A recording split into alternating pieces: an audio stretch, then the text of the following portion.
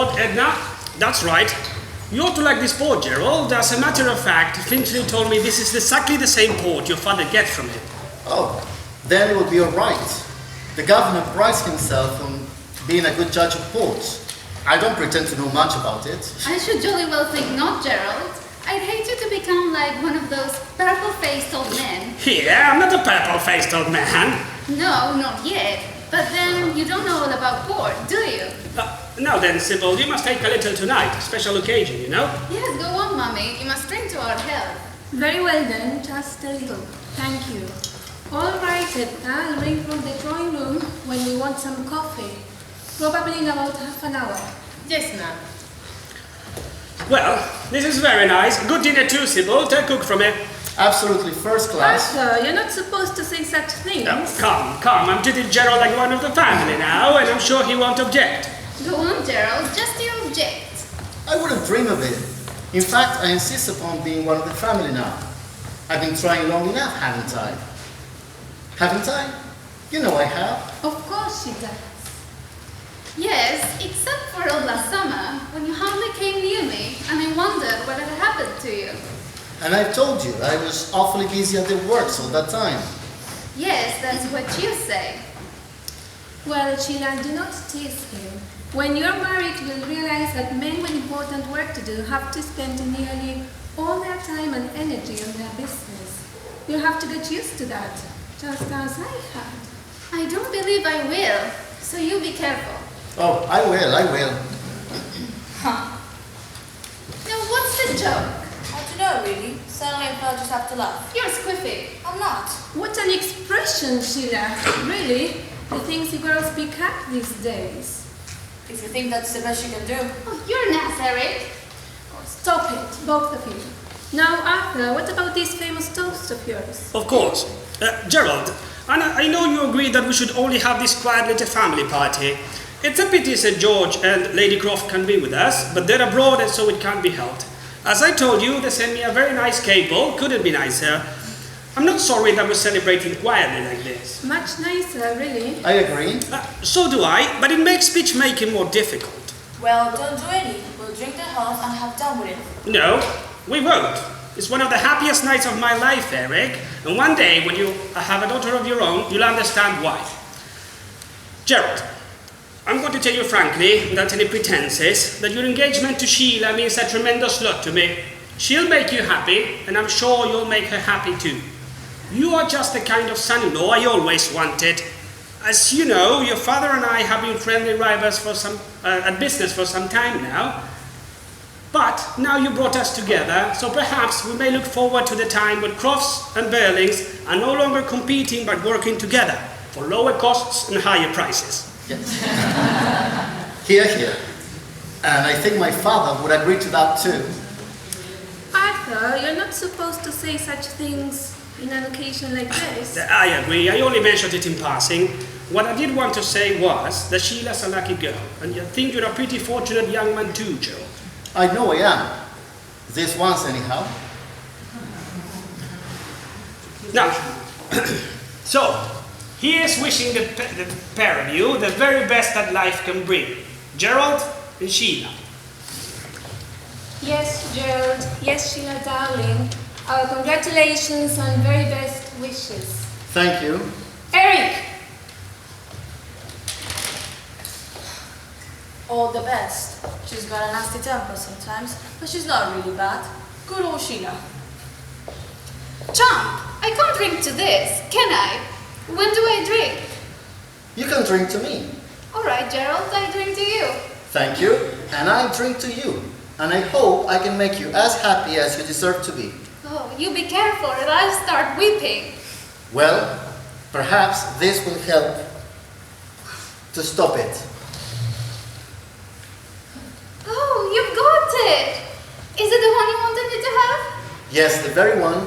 Oh, it's wonderful. Look, Mummy, isn't it a beauty? Oh, darling. Come on, steady the buffs. I think it's perfect. Now I really feel engaged. So you ought, darling. It's a lovely ring. Be careful with it. Careful? I'll never let it go out of my sight for an instant. Well, it came just at the right moment. That was clever of you, Gerald. Now, Arthur, if you've no more to say, I think Sheila and I had better go into the drawing room and leave you men. I just want to say this. Are you listening, Sheila? This concerns you too. I'm sorry, Daddy, actually, I was listening. I'm delighted about this engagement, and I hope it won't be too long before you're married. But I want to say this. There's a good deal of silly talk about these days, and I speak as a hard-headed practical man of business. And I say, you can ignore all this silly, pessimistic talk. When you marry, you'll be marrying at a very good time. Yes, a very good time. And soon, it will be an even better time. Last month, just because the miners came out on strike, there's a lot of wild talk about some possible labor trouble in the near future. Don't worry, we'll pass the worst of it. We employers at last are coming together to see that our interests and the interests of capital are properly protected. And we're in for a time of steadily increasing prosperity. I believe you're right, sir. What about war? Glad you mentioned it, Eric. I was coming to that. Just because the Kaiser makes a speech or two, or a few German officers had too much to drink and begin talking nonsense, you'll hear some people say that war's inevitable. And to that I say, fiddlesticks. The Germans don't want war. Nobody wants war, except some half-civilized folks in the Balkans. And why? There's too much at stake these days. Everything to lose and nothing to gain by war. Yes, I know, but still... Just let me finish, Eric. You've a lot to learn yet. And I speak as a hard-headed practical man of business. And I say there isn't a chance of war. The world's developing so fast that it will make war impossible. Look at the progress we're making. A friend of mine went over this new liner last week, the Titanic. She sails next week. New York in 5 days, every luxury imaginable and unthinkable, absolutely unthinkable. That's what you've got to keep your eye on, facts like that, progress like that. I know a few German officers talking nonsense and a few scaremongers here making a fuss about nothing. Now, you three young people, just listen to this and remember what I'm telling you now. In 20 or 30 years' time, let's say in 1940, you may be given a little party like this, your son or daughter might be getting engaged, and by that time, I'll tell you, you will be living in a world that have forgotten all these capital versus labor agitations and all these silly little war scares. There will be peace and prosperity and rapid progress everywhere, except of course in Russia, which will always be behindhand naturally. You're talking too much. Yes, I'm sorry, my dear, but we can't let these Bernard Shaws and H.G. Wellses do all the talking. We hard-headed practical man of business must say something sometime. And we don't guess, we've had experience and we know. Yes, of course, dear. Okay, well, don't keep Gerald here too long. Eric, I want you a minute. Cigar? No, thank you. I can't really enjoy them. You don't know what you're missing. I like a good cigar. Help yourself. Okay. Gerald, there is something that I like to tell you in strict confidence while we are by ourselves. Though, I have the idea that your mother, Lady Croft, while she doesn't object to my girl, feels you might have done better for yourself socially. No, Gerald, that's all right. Don't blame her. She comes from an old country family, landed people and so forth, and so it's only natural. But what I wanted to say is, there's a fair chance that I find myself into the next honours list. Just a knighthood, of course. Oh, I say congratulations. Thanks, but it's a bit too early for that, so don't say anything. But I've had a hint or two. You see, I was Lord Mayor here 2 years ago when royalty visited us, and I was always regarded as a sound, useful party man. So, well, I gather there is a very good chance of a knighthood, so long as we behave ourselves, don't get into the police court or start a scandal, eh? Well, you seem to be a nice, well-behaved family. We think we are. Yes. What's the joke? You started telling stories? No, want another glass of port? Yes, please. Gerald, I don't want to lecture you two young fellows again, but what many of you don't seem to understand now, when things are so much easier, is that a man has to mind his own business, and his own family too, of course, when he has one. And as long as he does that, he won't come to much harm. But the way some of these cranks talk and write now, you think that everybody has to look after everybody else, as if we were all mixed up together like bees in a hive, community and all that nonsense. And take my word for it, Julia. Somebody at the front door. Edna will answer it. Gerald, have another glass of port and then we'll join the ladies. That'll stop me giving you good advice. Yes, you're planning out a bit tonight, Father. Special occasion. I'm feeling contented for once. I wanted you to have the benefit of my experience. Please, sir, an inspector called. An inspector? What kind of inspector? A police inspector. He says his name is Inspector Goole. Don't know him. Does he want to see me? Well, yes, he says it is important. All right, then, now show him in here. Give us some more light. Yes, sir. I'm still on the bench, so it may be something about a warrant. Sure to be. Unless Eric's been up to something. And that would be awkward, wouldn't it? Very. What do you mean? Only something we were talking about when you were out. A joke, really. Well, I don't think it's very funny. What's the matter with you? Nothing.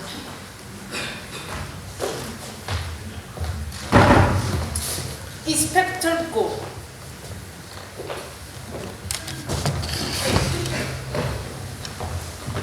Mr. Birling. Yes, sit down, Inspector. I'm all right.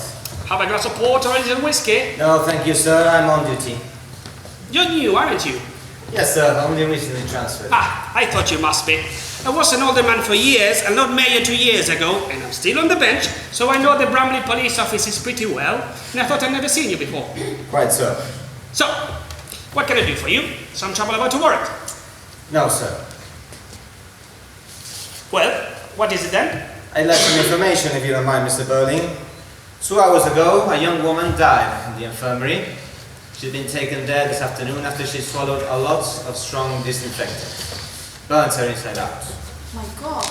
Yes, she was in great agony. They did everything they could for her at the infirmary, but she died. A suicide, of course.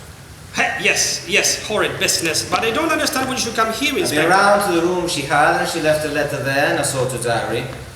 Like a lot of these young women who get into various kinds of trouble, she'd use more than one name. But her original name, her real name, was Eva Smith.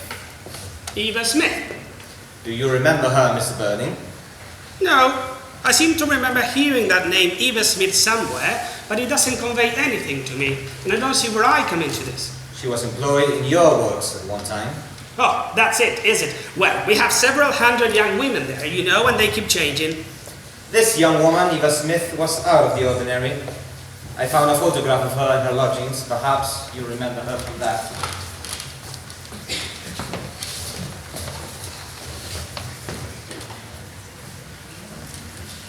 Any particular reason why I shouldn't see this photograph, Inspector? There might be.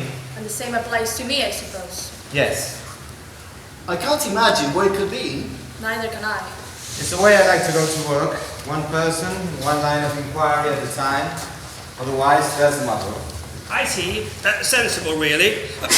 You've had enough of that porter. I think you remember Eva Smith now, don't you, Mr. Birling? Yes, I do. She was employed of one of my works, and then I discharged her. Is that why she committed suicide? When was this, Father? Don't get excited, Eric. Let me see. It must have been nearly 2 years ago, in the early autumn of 1910. Yes, end of September, 1910. Quite right. Look here, sir, wouldn't you rather I was out of this? No, I don't mind you being here, Gerald, and I'm sure you know our section, have you, Inspector? Perhaps I ought to explain first that this is Mr. Gerald Croft, the son of Sir George Croft, you know, Croft Limited. Mr. Gerald Croft? Yes, incidentally, when we modestly celebrated his engagement to my daughter, Sheila. Ah, I see. Mr. Gerald Croft is going to marry Miss Sheila Birling. I hope so. Then I prefer you to stay. All right.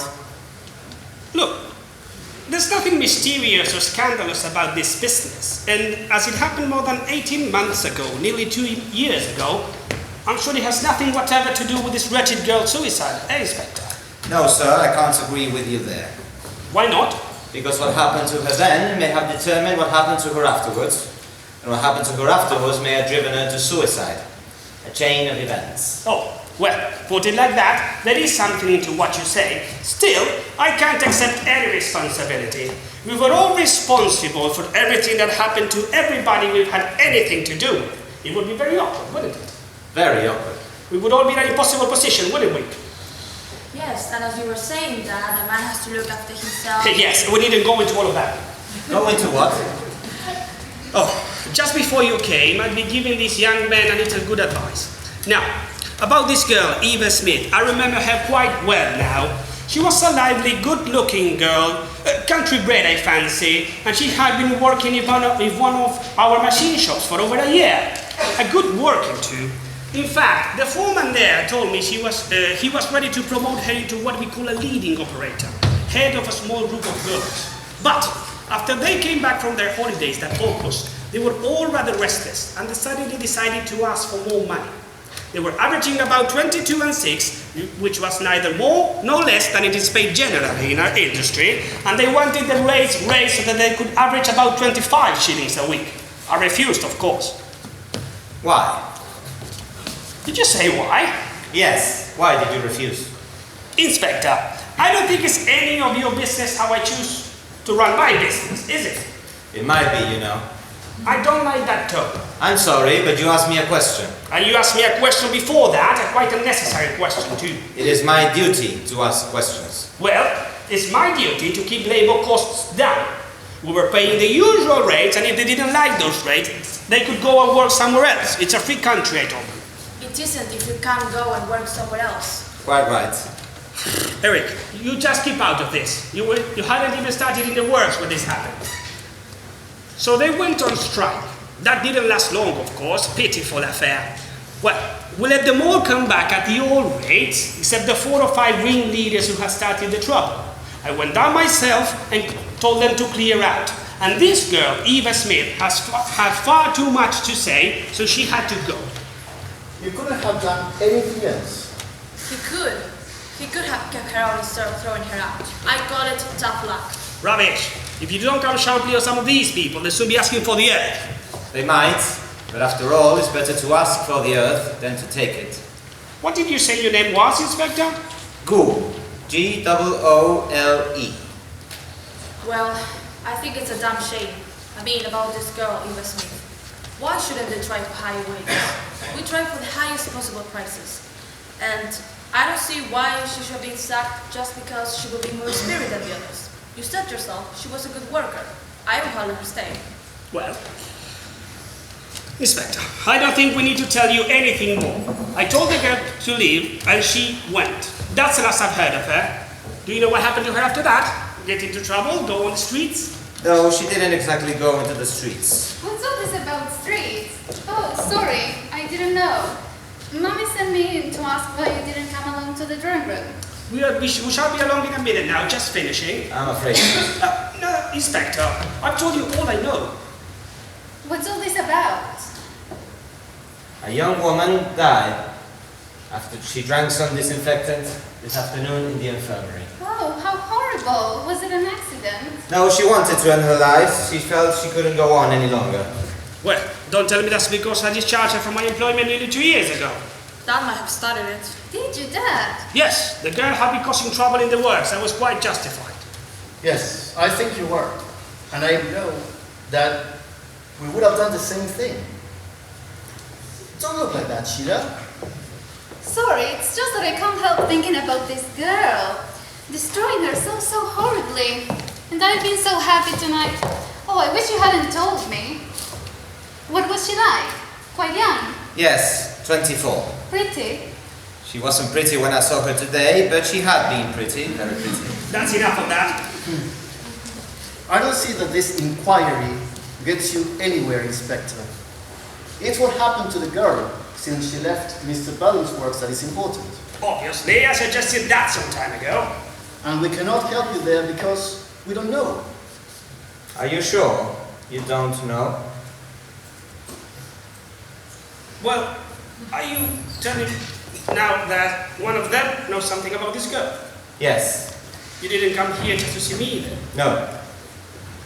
Well, Inspector, if I had known that earlier, I wouldn't have been so rude to you. I'm sorry. Are you sure of your facts? Some of them, yes. I can't think they can be of any great consequence. The girl is dead, though. What do you mean by saying that? You talk as if we were responsible. Just a minute, Sheila. Now, Inspector, perhaps you and I had better go and talk over quietly in a corner. Why should you? He's finished with you. He says it's one of us now. Yes, and I'm trying to settle it sensibly for you. There is nothing to settle as far as I'm concerned. I've never known an Eva Smith. Was that her name? Eva Smith? Yes. Never heard it before. Where are you now, Inspector? Where I was before, Mr. Croft. I told you that like a lot of these young women, she'd use more than one name. She was still Eva Smith when Mr. Birling sacked her for wanting 25 shillings a week instead of 22 and 6. But after that she stopped being Eva Smith. Perhaps she had enough of it. Can't blame her. I think it was a mean thing to do. Perhaps that spoiled everything for her. Rubbish. Do you know what happened to the girl after she left my works? Yes, she was out of work for the next 2 months. Both her parents were dead, so she had no home to go back to. So after 2 months, with no work, no money coming in, no relatives to help her, she was feeling desperate. I should think so. It's a rotten shame. There are a lot of young women living that sort of existence in every city and big town in this country, Miss Birling. If there weren't, the factories and warehouses wouldn't know where to look for cheap labor. Ask your father. But these girls aren't cheap labor. They're people. I've had that notion myself from time to time. In fact, I thought it would do us all a bit of good if sometimes we tried to put ourselves in the place of these young women, counting their pennies in their dingy little back bedrooms. Yes, I expect it would. But what happened to her then? She had what seemed to her a wonderful stroke of luck. She was taken on in a shop. A good shop, too. Millward's. Millward! We go there. Yes, she was a lucky girl to be taken on at Millward. That's what she thought. It was a nice change from a factory. She enjoyed being among the pretty clothes. She felt she was making a good fresh start. You can imagine how she felt. Yes, of course. And then she got herself into trouble there, I suppose. All she knew was, after about a couple of months, just when she felt she was settling down nicely, they told her she'd have to go. Not doing her work properly. There was nothing wrong with the way she was doing her work. They admitted that. There must have been something wrong. All she knew was that a customer complained about her, so she had to go. When was this? End of September last year. What did this girl look like? If you'll come over here, I'll show you.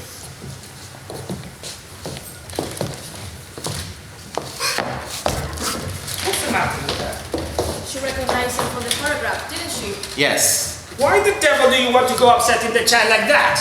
I didn't do it. She's upsetting herself. Well, why? I don't know. Yet. That's something I have to find out.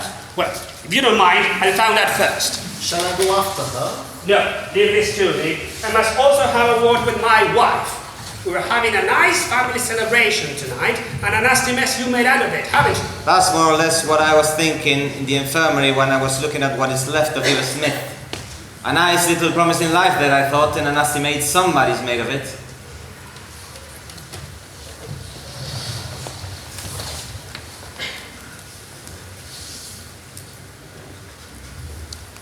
I'd like to have a look at that photograph now, Inspector. All in good time.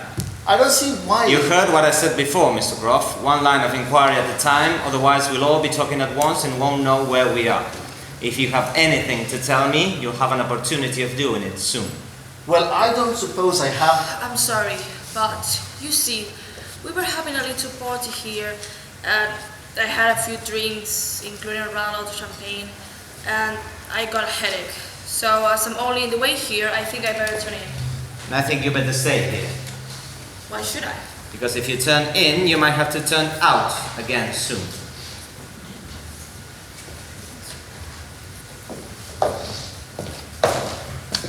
Well, Miss Birling. You knew it was me all the time, didn't you? I had an idea it might be from something the girl herself wrote. Did it make much difference to her? Yes, I'm afraid it did. It was the last real steady job she had. When she lost it, for no reason that she could discover, she felt she might as well try another kind of life. So, I've told Father about it. He didn't think it amounted to much. But if I've written about it at the time, now I feel a little worse. So I'm really responsible. Well, a good deal happened to her after that, but you are partly to blame, just as your father is. But what did Sheila do? Oh, I went to the manager at Millwards and told them that if they didn't get rid of this girl, I'd never go near the place again. And I'd persuade Mother to close our account with them. And why did I do it? Because I was in a furious temper. What had this girl done to make you lose your temper? When I was looking at myself in the mirror, I caught sight of this girl smiling at the assistant, and I was absolutely furious. I've been in a bad temper anyhow. Was it the girl's fault? No, not really. It was my own fault. All right, Gerald, you needn't look at me like that. At least I'm trying to tell the truth. I expect you've done things you're ashamed of. I'd gone in to try something on. It was an idea of my own. Mother had been against it, and so had the assistant. But I insisted. As soon as I tried the thing on and looked at myself in the mirror, I realized they'd been right. It just didn't suit me at all. I looked silly in the thing. Well, this girl had brought the dress up from the workroom, and when the assistant, Miss Francis, had asked her something about it, this girl, to show us what she meant, had held the dress up as if she was wearing it. And it just suited her. She was the right type for it, just as I was the wrong type. And she was very pretty too, with big, dark eyes. And that didn't make it any better. Well, when I tried the thing on and knew it was all wrong, I caught sight of this girl smiling at the assistant, as if to say, doesn't she look awful? And I was absolutely furious. I was very rude to both of them. And then I went to the manager and told him that this girl had been very impertinent. And how could I know what would happen afterwards? If she'd been some plain little creature, I don't suppose I'd done it.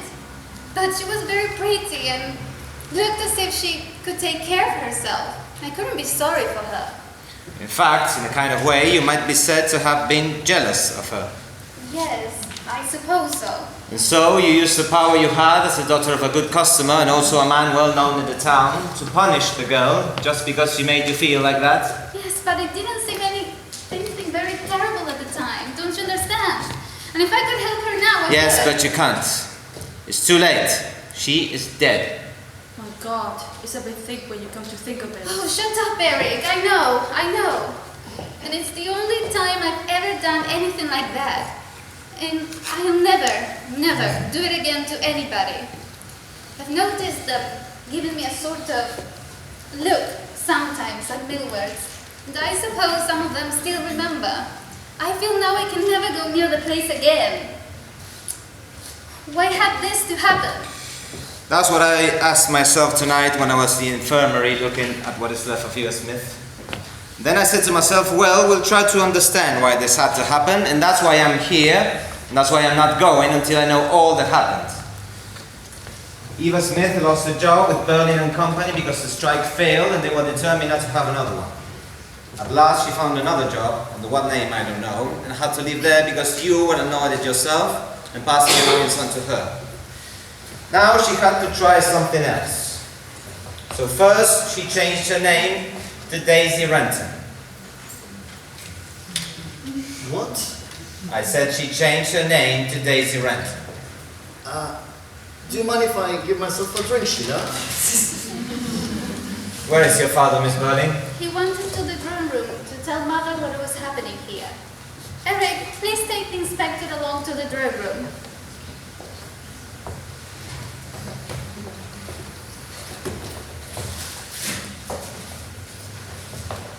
Well, Gerald? Well, what, Sheila? How did you come to know this girl, Eva Smith? I didn't. Daisy Renton, then. It's the same thing. Why should I have to know her? Oh, don't be stupid. You gave yourself away as soon as he mentioned her other name. All right. I did know her, but let's leave it at that. We can't leave it at that. Listen, darling. No. That's no use. You not only knew her, but knew her very well. Otherwise, you wouldn't look so guilty about it. When did you first get to know her? Was it after she left Millward's, when she changed her name, as he said, and began to lead a different sort of life? We've seen her last spring and summer, when you said you were too busy at the works and hardly came near me. Were you? Of course you were. I'm sorry, Sheila, but it was all over and done with last summer. I hadn't set eyes on the girl for at least 6 months. I don't come into this suicide business. I thought I didn't half an hour ago. You don't. Neither of us does. So, for God's sake, don't say anything to the inspector. But you want this girl? Yes, we can keep it from him. Why, you fool, he knows. Of course he knows. And I hate to think how much he knows that we don't know yet. You'll see, you'll see.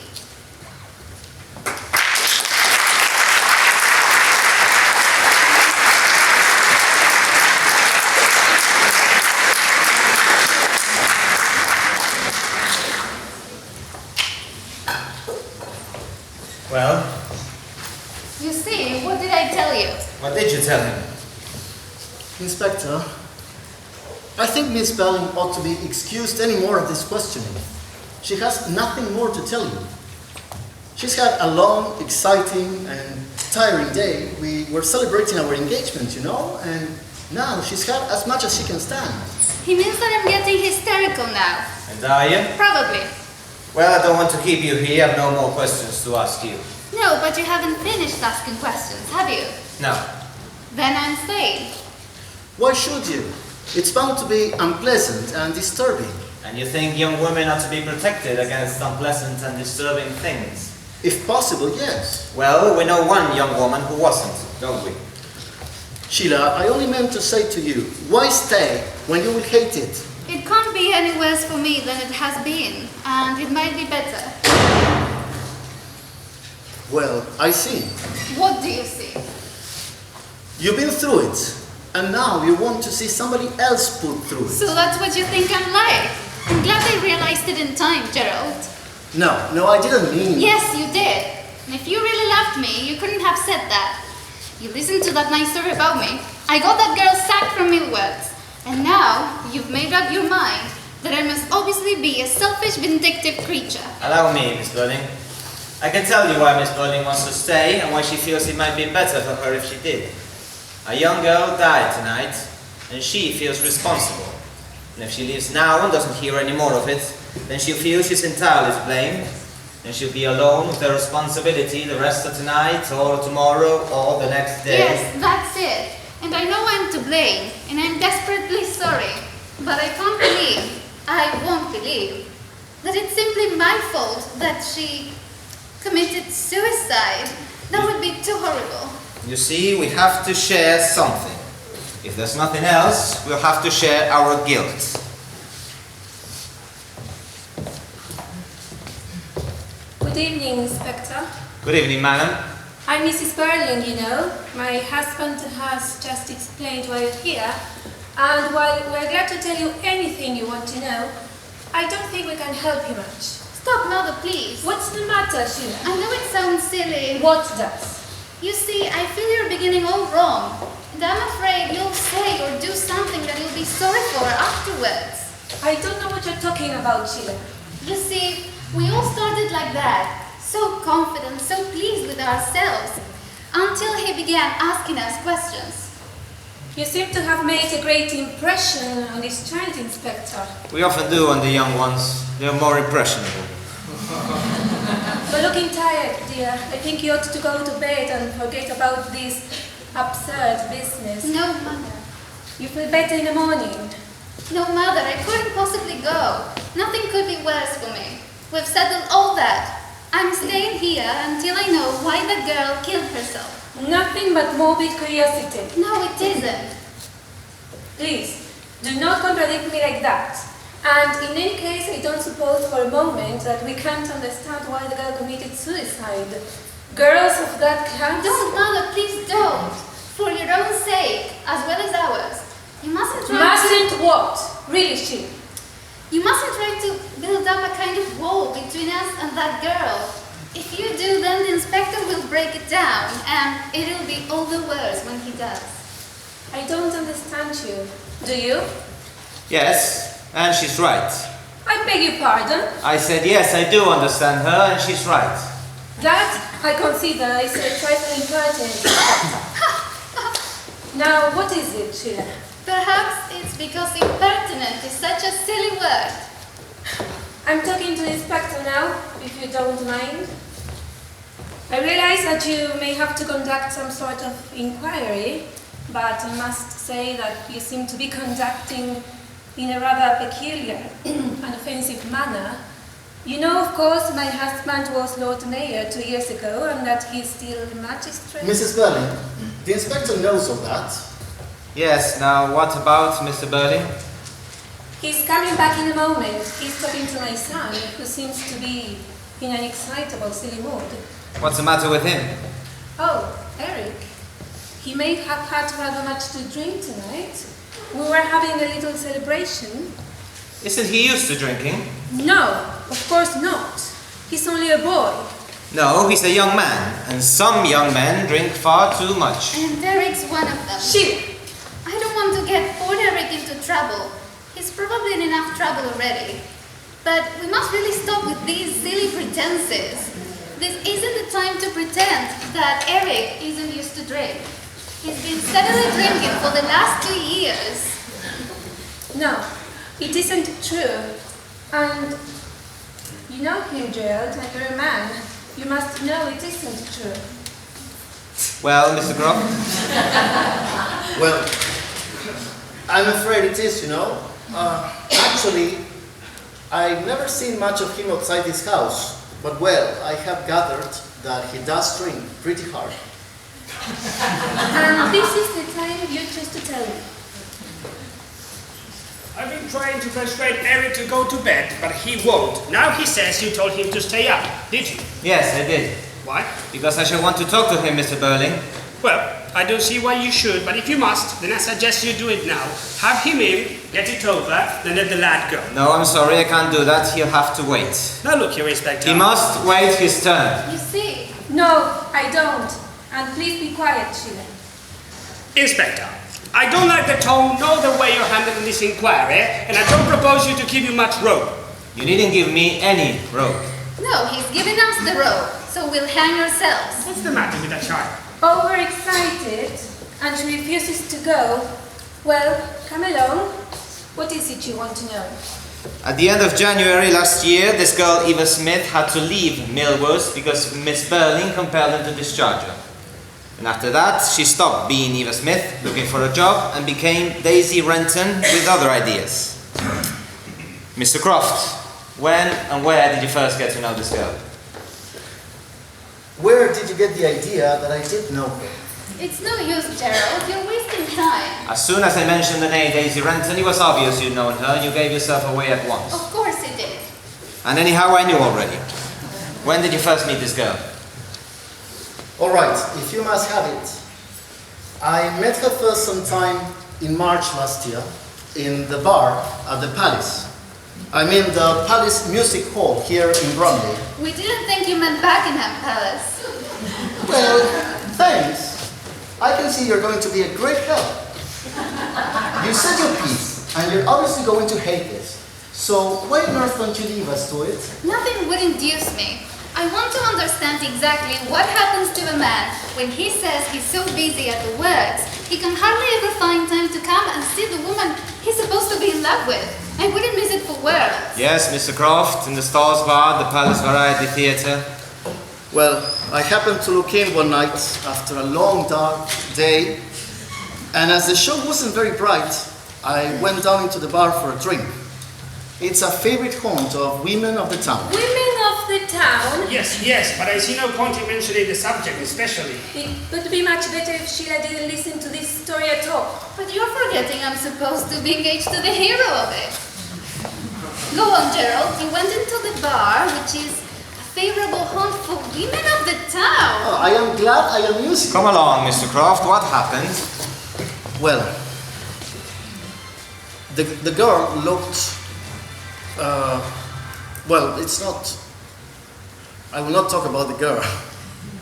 I will tell you that I didn't propose to stay long down there, so I took notice of a girl who looked quite different, and she was rather pretty, very pretty actually. She had soft brown hair and big dark eyes. My God.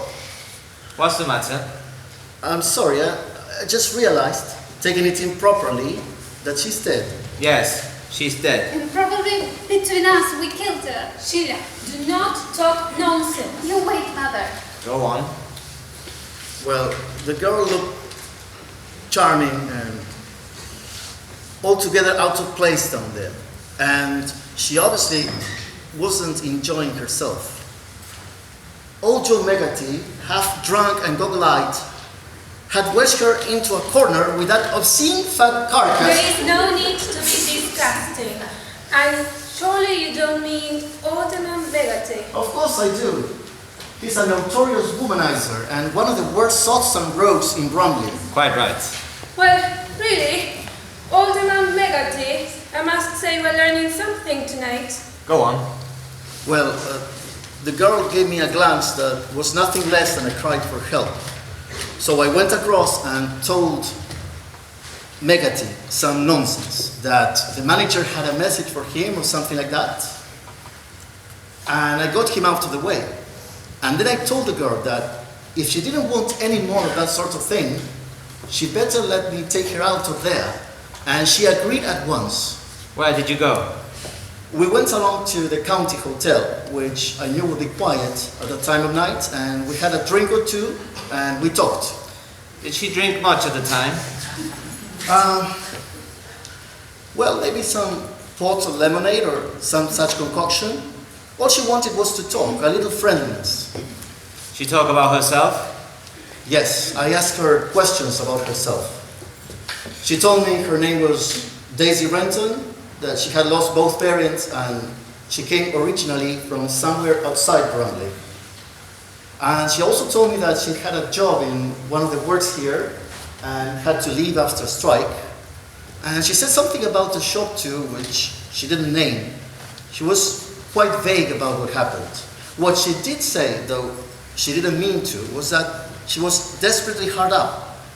And at that moment she was actually hungry. And then you decided to keep her as your mistress? What? Oh, Mother, it was obvious from the start. Go on, Gerald. Don't mind Mother. Well, I discovered, not that night, but 2 nights later, when we met again, that in fact she hadn't a penny, and she was going to be turned out of the miserable back room she had.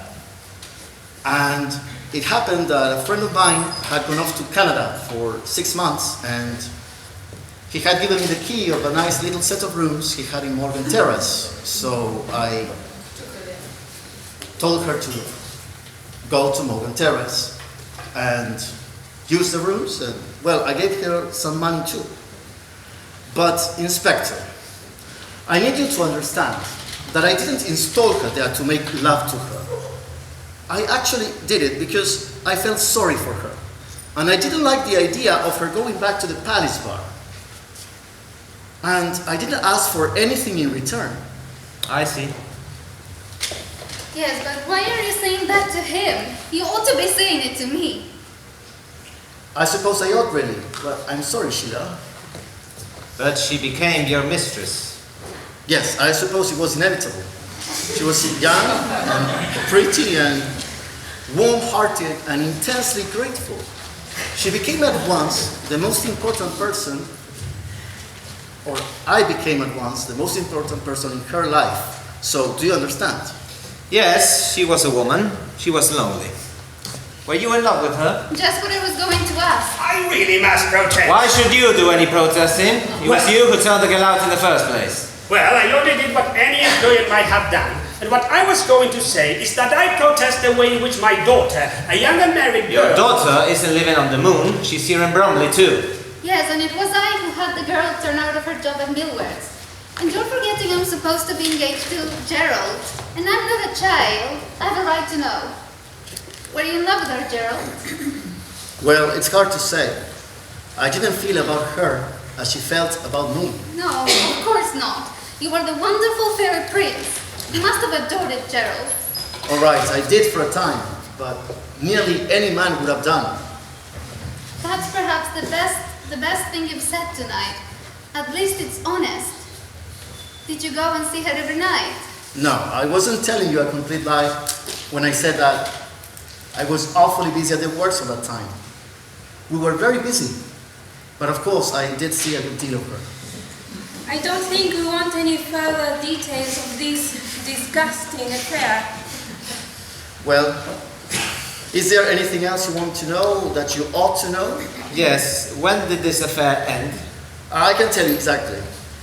In the first week of September, I had to go away on business for several weeks, and by that time, Daisy knew it was coming to an end. So I broke it off definitely before I went. And how did she take it? Better than I hoped. She was very gallant about it. That was nice for you. No, it wasn't. She told me that she'd been happier than she'd ever been before. And she was, Did she have to move out of those rooms? well, we had agreed about that. Did she tell you what she proposed to do after you left her? No, she didn't want to talk about that. She refused to talk about that. And I got the idea once or twice from what she said that she thought of leaving Bromley. Whether she did or not, I don't know. Did she? Yes, she went away for about 2 months to some seaside place. By herself? Yes, I think she went away to be alone, to be quiet, to remember all that had happened between you. How do you know that? She kept a rough sort of diary, and in there she said she wanted to be alone, to be quiet, to remember, just to make it last longer. She felt there'd never be anything as good again for her, so she had to make it last longer. Well, I never saw her again, and that's all I can tell you. That's all I want to know from you. Well, in that case, since I'm rather upset by this business, I would like to be alone for a while. I will be glad if you let me go. Go where? Home? No, I just go out. Walk about for a while if you don't mind, and I will come back. All right, Mr. Croft. But just in case you forget, or decide not to come back, Gerald, I think you ought to take this with you. Well, I was expecting this. I don't dislike you as much as I did half an hour ago.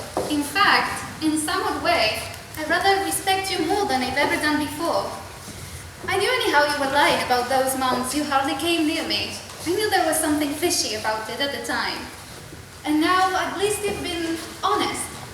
And I believe what you told us about how you helped her at first, just out of pity, and it was really my fault that she was so desperate when you first met her.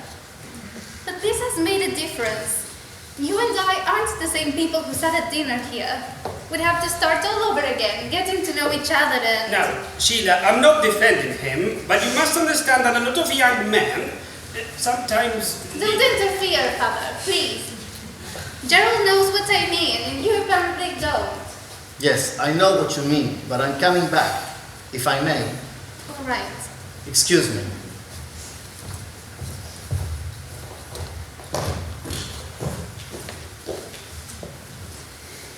You know, you never showed him that photograph of the girl.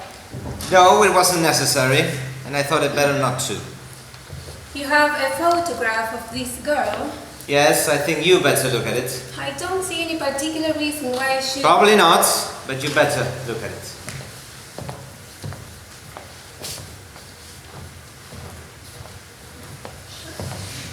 You recognize her? No, why should I? Of course, she might have changed lately, but I can't believe she could have changed so much. I don't understand you, Inspector. You mean you don't choose to, Mrs. Birling? I meant what I said. You're not telling me the truth. I beg your pardon. Look here, Inspector, I'm not going to have this. You'll apologize at once. Apologize for what? Doing my duty? No, for being so offensive about it. I'm a public man. Public men, Mr. Birling, have responsibilities as well as privileges. Possibly, but you weren't asked to come here to talk to me about my responsibilities. Let's hope not. Though I'm beginning to wonder. So far, we've all done her some wrong. And now, Mother, you're pretending you don't recognize her from that photograph. I'll admit I don't know why you should. but I know jolly well you did in fact recognize her from the way you looked. And if you're not telling the truth, why should the inspector apologize? And can't you see, both of you, you're making it worse?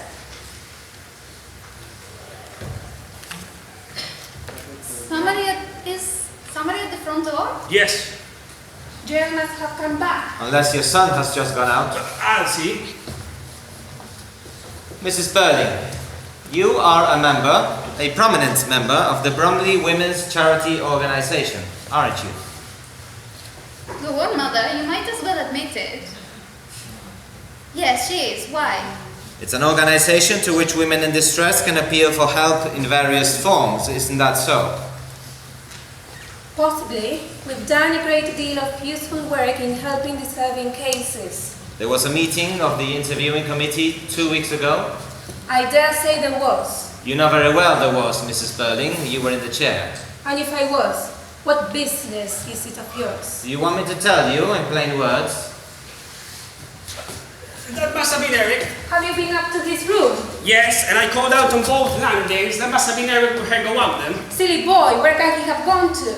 I can't imagine. But he was in one of his excitable queer moods, and even though we don't need him We here, do need him here, and if he's not back soon, I shall have to go and find him.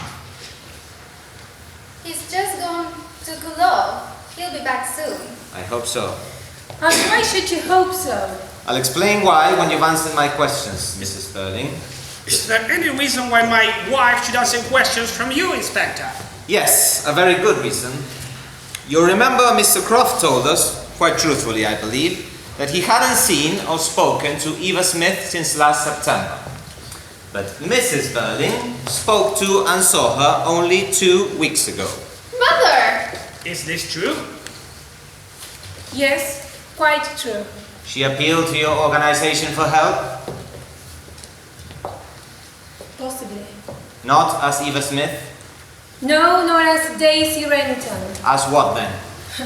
First, she called herself Mrs. Birling. Mrs. Birling! Yes, it was a piece of gross impertinence, quite deliberate. And that was one of the things that prejudiced me against her case. And I should think so. Damned impudent. You admit being prejudiced against her case? Yes, Mother, she's just died a horrible death. Don't forget. I'm very sorry, but I think she had only herself to blame. Was it owing to your influence as the most prominent member of the committee that help was refused a girl? Possibly. Was it or was it not your influence? Yes, it was. I didn't like her manner. She impertinently made use of our name, though she began afterwards. She pretended afterwards it just happened to be the first she thought of. She had to admit, after I began questioning her, that she had no claim to our name, that she wasn't married, and the story she told at first about her husband who deserted her was quite false. You know, it didn't take me long to get the truth, or some of the truth, out of her. Why did she want help? You know very well why she wanted help. No, I know why she needed help, but as I wasn't there, I don't know what she asked from your committee. I don't think we need to discuss it. You have no hope of not discussing it, Mrs. Birling. If you think you can bring any pressure to bear upon me, Inspector, you're quite mistaken. Unlike the other three, I did nothing I'm ashamed of or that won't bear investigation. The girl asked for assistance. We were asked to look carefully into the claims made upon us. I wasn't satisfied with the girl's claim. For me, it was not a good case. So I used my influence to make it refused. And in spite of what's happened to the girl since, I consider I did my duty. So, if I prefer not to discuss it any further, Inspector, you have no power to make me change my mind. And I did nothing wrong, and you know it. I think you did something terribly wrong, and that you're going to spend the rest of your life regretting it. I wish you'd been there with me tonight in the infirmary. You would have seen what that girl looked like. Not that again. I've imagined it enough already. And the next time you imagine it, just remember that this girl was going to have a child. How horrible!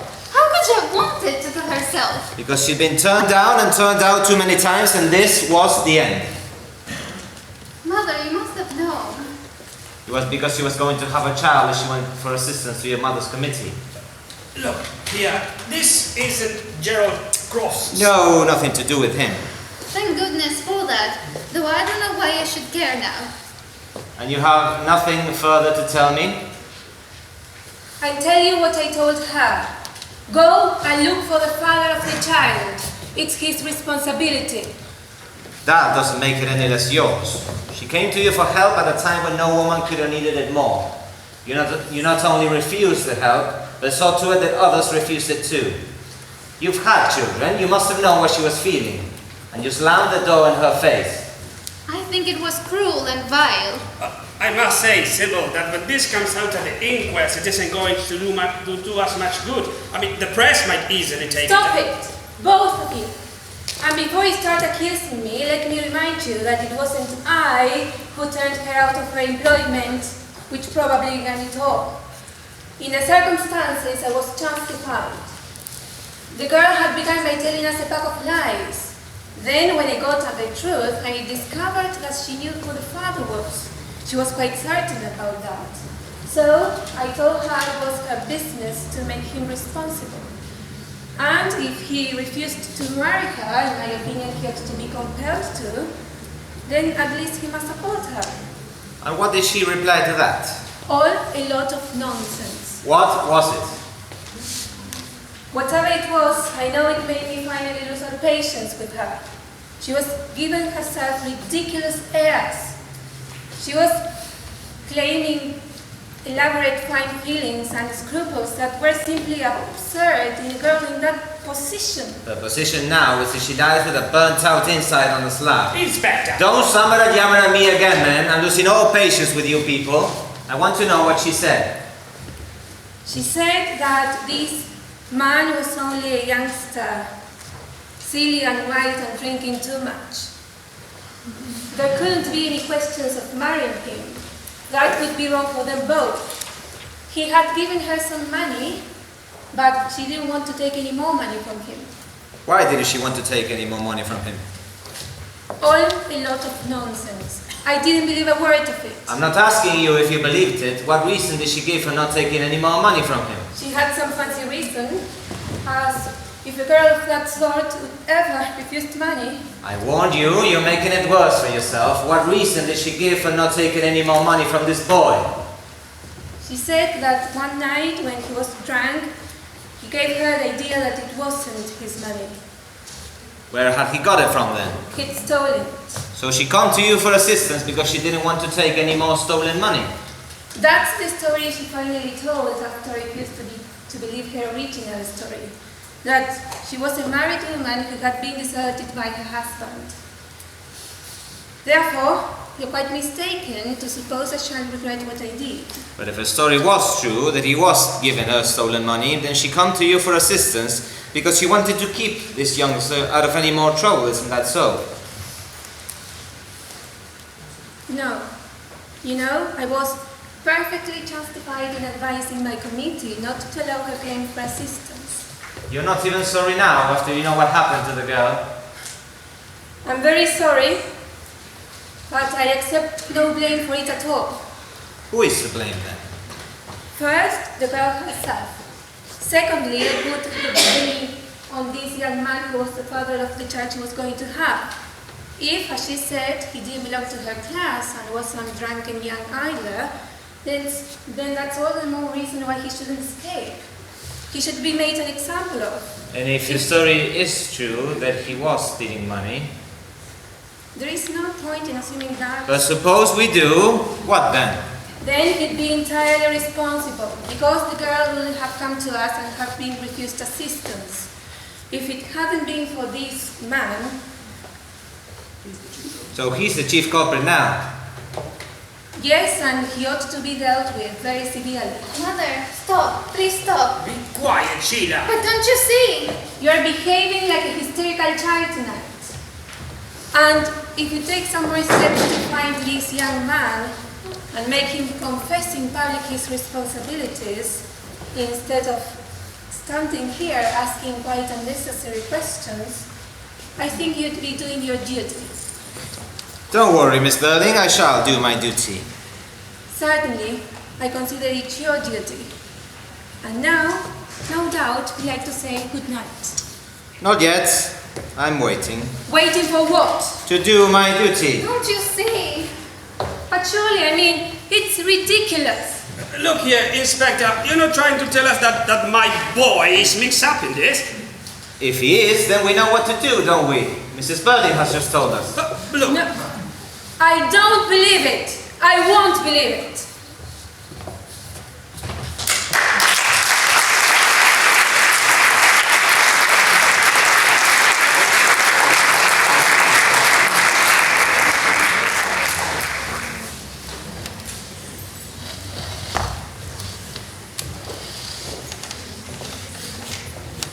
John, what do you think just happened here?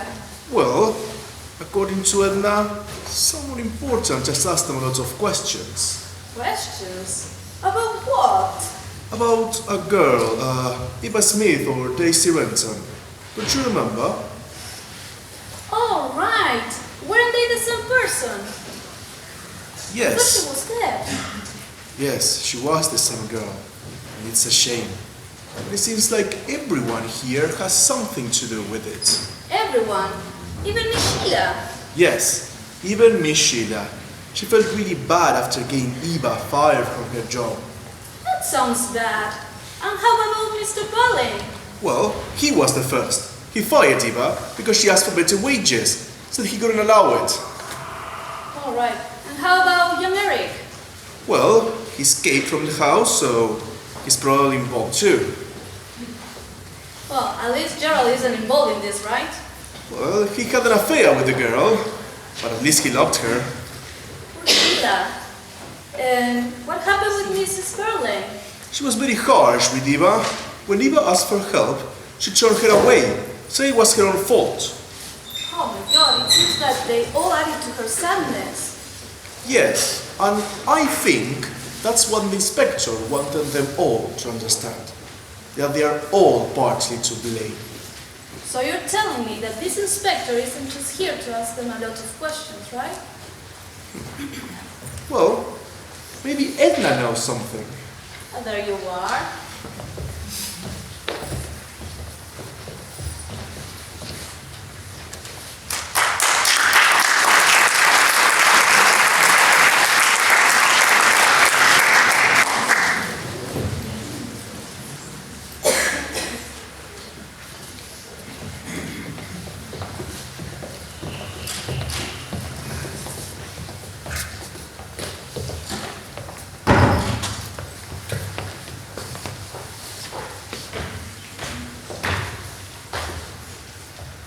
You know, don't you? Yes, we know. Eric, I can't believe it. There must be some mistake. You don't know what we have been saying. Why? Because Mother's been busy blaming everything on the young man who got this girl into trouble and saying he shouldn't escape and should be made an example of. That's enough, Sheila. You haven't made it any easier for me, have you, Mother? I didn't know it was you. Besides, you're not the type. You never get drunk. Of course he does. I told you he did. You told her. Why, you little sneak? Oh, that's not fair, Eric. I could have told her months ago, but of course I didn't. I only told her tonight because I knew everything was coming out. It was bound to come out tonight. And I thought she might as well know in advance. I've been through it. Don't forget. Sheila, I simply don't understand your attitude. Neither do I. If you had any sense of loyalty... Just a minute, Mr. Birling. There'll be plenty of time when I've gone for you all to adjust your family relationships. Now I must hear what your son has to tell me. And I'll be obliged if you let us get on without any further interruptions. Now then. Could I have a drink first? No! Yes. I know. He's your son and this is your house, but look at him. He needs a drink just to see him through. All right, go on. I understand a lot of things now I didn't understand before. Oh, don't start on that. I want to get on.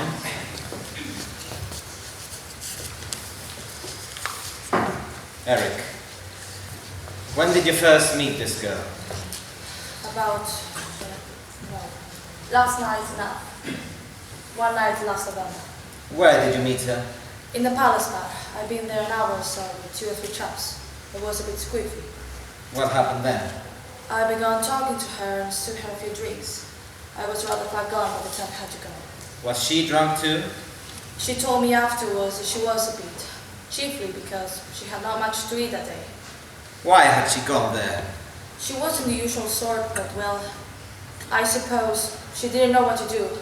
There was some woman who wanted to help her go there. I never quite understood about that. You went with her to her lodgings that night? Yes, I insisted, sis. I'm not very clear about it, but afterwards she told me she didn't want me to go in, but, well, I was in a state when a chap leaves it feels nasty and I threatened to make a row. So she let you in?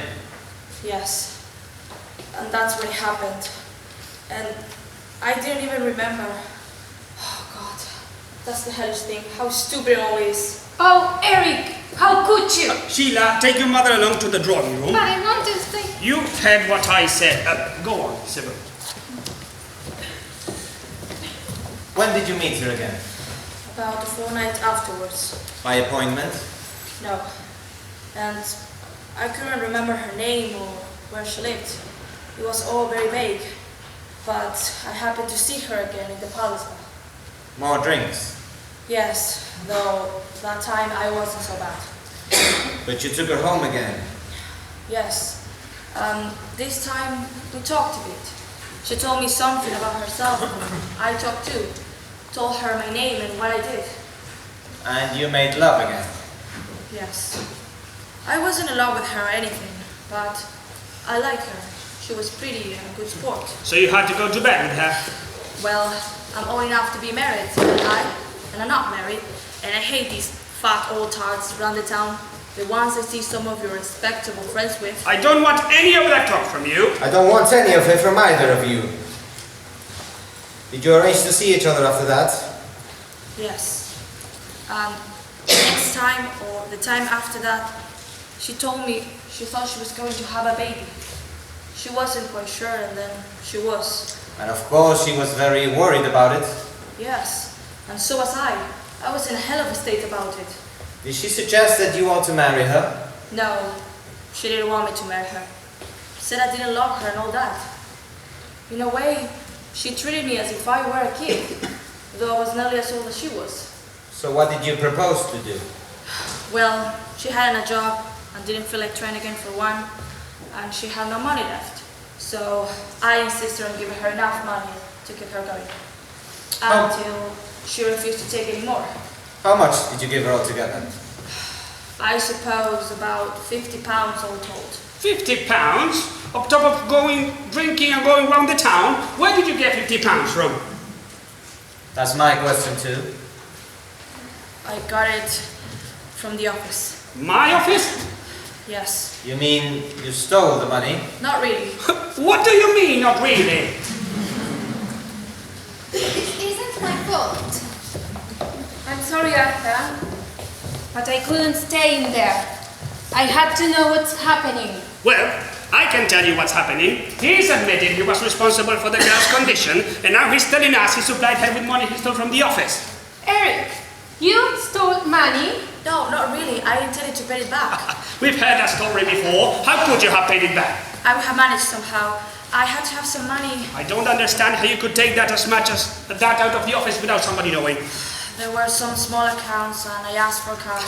Gave the firm's receipt and they kept the money, eh? Yes. You must give me a list of those accounts. I've got to cover this up as soon as I can. You damned fool! Why didn't you come to me when you find yourself in this mess? Because you're not the kind of father a chap could go to if he's in trouble. That's why. Your trouble is, you've been spoiled. My trouble is that I haven't much time. You'll be able to divide responsibility between you when I've gone. Just one last question, Eric. This girl discovered that the money you were giving her was stolen, didn't she? Yes. That was the worst of all. She wouldn't take any more and she didn't want to see me again. But how did you know that? Did she tell you? No, she told me nothing. I never spoke to her. She told Mother. Sheila! Well, he has to know. She told you. Did she come here? But then she couldn't have done. She didn't know I live here. What happened? Come on, don't just look like that. Tell me, what happened? I'll tell you. She went to your mother's committee for help after she'd done with you. Your mother refused that help. Then you killed her. She came to you to protect me, and you turned her away. Yes, you killed her. And the child she would have too. My child, your own grandchild. You killed them both. No, Eric, please. I didn't know. I didn't understand. You don't understand anything. You never did. You never even tried. You young fool, get back! Stop. Right. Be quiet for a moment and listen to me. I don't need to know anymore, and neither do you. This girl killed herself and died a horrible death, but each of you helped to kill her. Remember what you did. Never forget it. Remember what you did, Mrs. Birling. You turned her away when she most needed help. You refused her even the pitiable little bit of organized charity you had in your power to grant her. Remember what you did. Oh my God, I'm not likely to forget. Just use her for the end of a stupid drunken evening as if she was a thing, an animal, not a person. No, you won't forget. I know. I had her turn out of one job. I started it. You helped, but you didn't start. You started it. She wanted 25 shillings a week instead of 22 and 6. You made her pay a heavy price for that.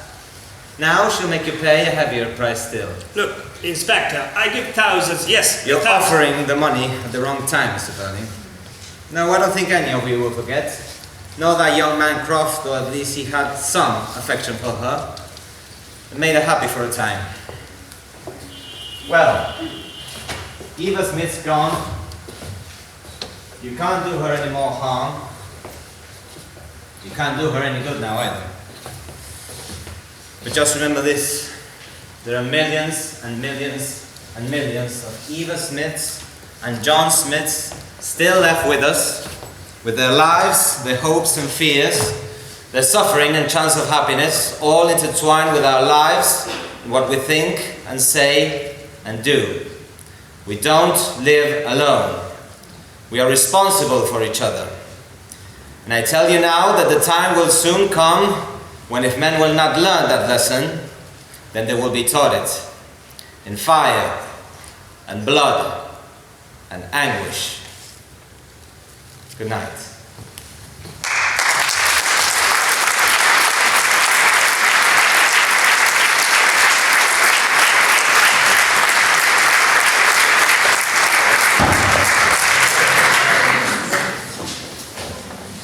You are the one I blame for this. I'll bet I am. Yes, and you don't realize yet all you've done. Most of this is bound to come out. There'll be a public scandal. Well, I'm here now. You don't seem to care about anything, but I care. I was almost certain for a knighthood in the next honors list. Oh, for God's sake, what does it matter now whether they give you a knighthood or not? Nothing matters to you, but it may interest you to know that until every penny of that money you stole is repaid, you work for nothing. And there's going to be no more of this drinking and going round the town and picking up women in the parties bar. I should think not. Eric, I'm absolutely ashamed of you. Well, I don't blame you. But don't forget I'm ashamed of you as well. Both of you. Drop that. There's every excuse for what both your mother and I did. It turned out unfortunately, that's all. That's all. Well, what have you to say? I don't know where to begin. Then don't begin. Nobody wants you to. I behaved badly too. I know I did. And I'm ashamed of it. But you're beginning to pretend that nothing much has happened. Nothing much has happened. Haven't I already said there'll be a public scandal, and who here will suffer more from that than I will? I'm not talking about that. I don't care about that. The point is, you don't seem to have learned anything. Don't I? You're quite wrong there, and I don't expect you to tell you what I've learned, I hope. When I look back on tonight, when I think of what I was feeling when the five of us sat down at dinner at that table. Yes, and do you remember what you said to Gerald and me after dinner? When you were feeling so pleased with yourself? You told us that a man has to make his own business. Look after himself and look after each other. And that we weren't to take any notice of these cranks who tell us that everybody has to look after everybody else, as if we were all mixed up together. Do you remember? And then one of those cranks walked in, the inspector. I didn't notice you told him that it's every man for himself. Is that when the inspector came? right after Father had said that. Yes, what of it? Now, what's the matter, Sheila? It's queer, very queer. I know what you're going to say because I've been wondering myself. It doesn't really much matter now, of course, but was he really a police inspector? Well, if he wasn't, he mutters a devil of a makes all the difference. It doesn't to me, and it oughtn't to you either. Don't be childish, Sheila. Please, be quiet. I'm not being. If you want to know it's you two who are being childish, try not to face the facts. I won't have that sort of talk. Any more of that, and you leave this room. That would be terrible for her, won't it? I'm leaving in a minute or two anyhow. But can't you see? If everything that's come out tonight is true, then it doesn't much matter who it was who made us confess. And it was true, wasn't it? You turned the girl out of one job, and I had her turn out of another. Gerald kept her as his mistress and then dropped her when it suited him. Eric, well, we know what Eric did. And Mother hardened her heart and gave her the final push that finished her. That's what's important, and not whether a man is a police inspector or not. He was our police inspector, all right. That's just what I feel, Eric. But if it's any comfort to you, and it wasn't to me either, I have an idea, and I had it all along vaguely, that there was something curious about him. He never seemed like an ordinary police inspector. You're right. I felt it too. Didn't you, Sybil? Well, I must say his manner was quite extraordinary. So rude and assertive. Now look at the way he talked to me, telling me to shut up and so on. He must have known I was an ex-Lord Mayor and a magistrate and so forth. Besides, I've had dealings with dozens of them, and they don't speak that way. It doesn't make any real difference, you know. Of course it does. No, Sheila's right, it doesn't. That's comic coming from you. You're the one he makes most difference to. You confessed to theft, and now he knows all about it, and he can bring it out at the inquest, and if necessary, carry it to court. He can't do anything to your mother and Sheila and I. Perhaps make us look a bit ashamed of ourselves in public, but for you, he can ruin you, you know. We hardly ever told him anything he didn't know. Did you notice that? That's nothing. He had a bit of information left by the girl and made a few smart guesses, but the fact remains that if we hadn't talked so much, he had little to go on. The fact is, you allowed yourselves to be bluffed. Yes, bluffed. Now really, Arthur. No, not you, my dear, but these two. That fellow obviously didn't like us. He was prejudiced from the start. We ought to have seen it through it from the first. In the ordinary way, I believe I would have done, but coming like that, bang on top of a little celebration, naturally, it took me by surprise. Eric, sit down. I'm all right. All right? You're anything but all right, and you didn't stand there as if... As if what? As if you had nothing to do with it. Just remember your own position, young man. If anybody's up to the neck in this business, you are. So you better take some interest in it. I do take some interest in it. I take too much. That's my trouble. It's mine too. Now really, from the way you children talk, you might be wanting to help him instead of us. Please, just be quiet so your father can decide what we ought to do. Yes. Well, we'll have to do something and get to work quickly too. Now, who's this? Had I better go? No, Edna though. I asked her to make up some tea. It might be Gerald coming back. Ah, yes, of course. I've forgotten about him.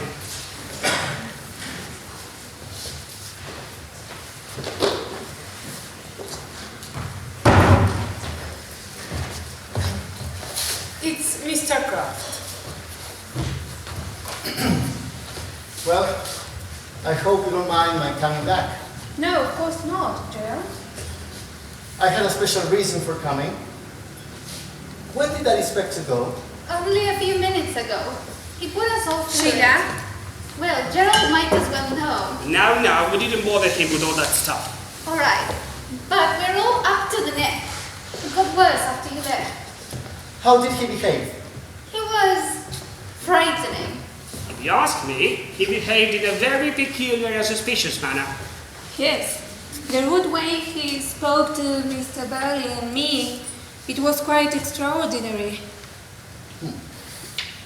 You know something? What is it?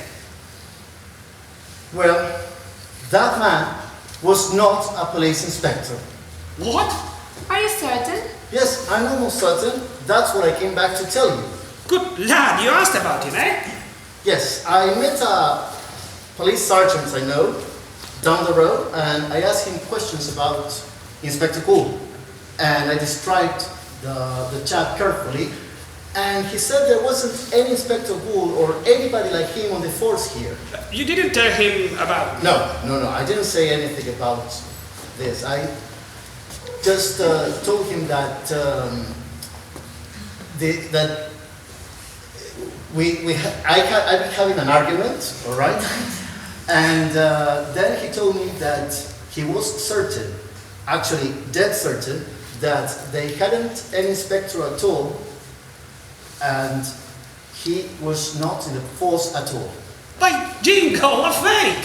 Didn't I tell you? Didn't I say I couldn't imagine a real police inspector talking like that to us? Well, you were right, Mrs. Belén, because there is no inspector at all. I'm going to make certain of this. What are you going to do? Ring up Chief Constable Colonel Roberts. Be careful what you say, dear. Of course.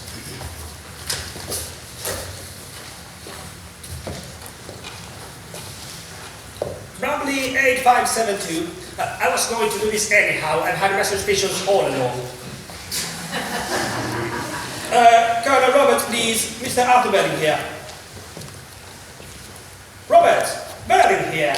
Sorry to ring you up so late, but can you tell me if an Inspector Goole has shown your staff lately? Goole, Goole, a new man, tall, clean-shaven. Ah, I see. Well, that settles it. No, just a little argument we were having here. Good night. There's no Inspector Goole on the police. That man definitely was not a police inspector. As Gerald says, we've been hacked. I felt it all the time. He never talked like one. He never even looked like one. I suppose we're all nice people now. If you have nothing more sensible than that to say, Sheila, you better keep quiet. She's right, though. And you better keep quiet anyhow. If that had been a police inspector and he heard you confess... Well, I don't care now. You see, Gerald, you needn't to know all of our crimes and idiocies. That's all right. I don't want to. Mr. Belling, what do you make of this business now? Was it a hoax? Of course. Somebody put that fellow up here to come in here and hoax us. There are people in this town who dislike me enough to do that. And we should have seen it from the first. But what he had to do is to shake us at once and then start questioning us. So he starts right off. A girl has just died in the infirmary. Drank some strong disinfectant. Died in agony. Accepted. Right. Ah, there you are, you see. Just repeatedly checks you up a bit. And that's what he had to do. Shake us at once and then start questioning us until we didn't know where we were. Oh, let's admit that. He had enough of us, all right. People have to set us if I knew it was all really a hoax. I'm convinced it is. No police inspector, no one where this all happened to, no scandal. No suicide? Well, we can settle that at once. How? By ringing up the infirmary. Either there's a dead girl there or there isn't. It will look a bit queer, won't it, ringing up at this time of night? I don't mind doing it. And if there isn't? Anyway, we'll see.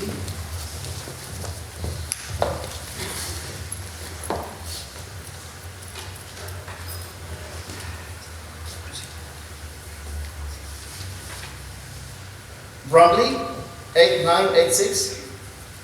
Is that infirmary? This is Mr. Gerald Croft of Crofts Limited. We are rather worried about one of our employees. Having had a girl brought in this afternoon who committed suicide by drinking disinfectant or any like suicide. Yes, I'll wait. Oh, are you certain of that? All right, thank you very much. Good night. No girl has died in there today. Nobody has been brought in after drinking disinfectant, and they haven't had a suicide for months. There you are, proof positive. This whole story just a lot of moonshine, nothing but an elaborate sale.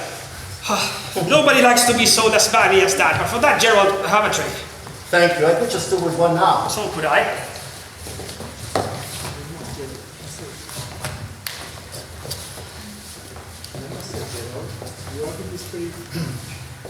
Well, Father?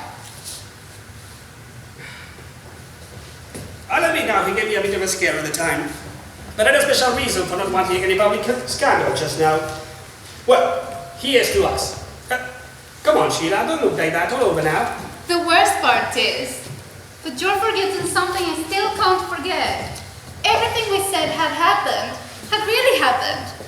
If it didn't end tragically, then that's lucky for us. But it might have done. But the whole thing's different now. Come, you can see that, can't you? You all helped to kill her. And I wish you could have seen the look on your faces when he said that. Going to bed, young woman? No, I want to get out of this. It frightens me the way you talk. Nonsense. You'll have a good laugh over it yet. Look, you better ask Gerald for the ring you gave back to him, hadn't you? Then you'll feel better. You're beginning to pretend that everything is just as it was before. I'm not. No, but these others are. Well, isn't it? We're being had, that's all. So nothing really happened. So there's nothing to be sorry for, nothing to learn. We can all go on behaving the same old way. Well, why should we? I tell you, whoever that inspector was nothing but a joke. You knew it then. You began to learn something, and now you've stopped. You're ready to go on in the same old way. And you're not? No, because I remembered what he said, how he looked, and what he made me feel.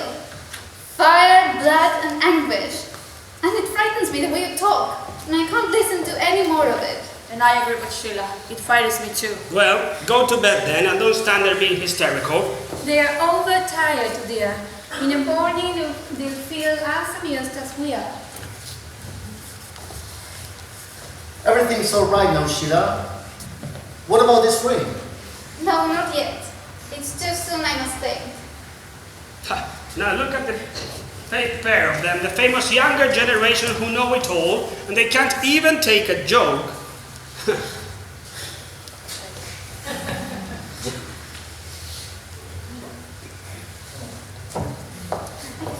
Is the phone ringing? Yes. Answer it.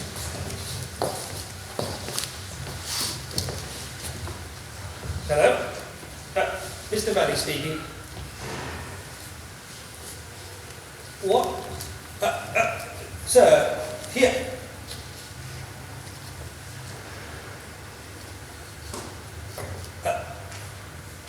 That was the police. A girl has just died on her way to the infirmary after swallowing some strong disinfectant. And a police inspector is on his way here to ask some questions.